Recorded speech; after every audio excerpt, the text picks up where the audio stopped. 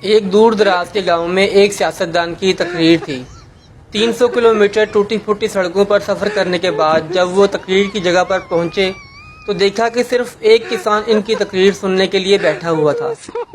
اس اکیلے شخص کو دیکھ کر سیاستدان کو سخت مایوسی ہوئی اور نہایت افسردہ انداز میں کہنے لگے، بھائی آپ تو صرف اکیلے آدمی ہو، سمجھ میں نہیں آتا کہ اب میں تقریر کروں یا نہیں۔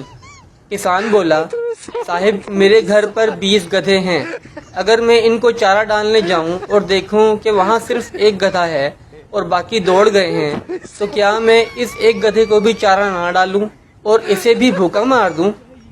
کسان کا بہترین جواب سن کر سیاستدان بہت خوش ہوا اور ڈائس پر جا کر اس اکیلے کسان کے لیے 2 گھنٹے تک پرجوش انداز میں تقریر کرتا رہا۔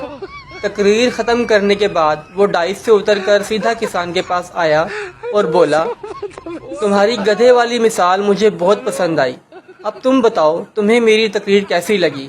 کسان بولا، صاحب 19 گدھوں کی غیر موجودگی کا یہ مطلب تو نہیں کہ 20 گدھوں کا چارہ ایک گدھے کے آگے ڈال دیا جائے۔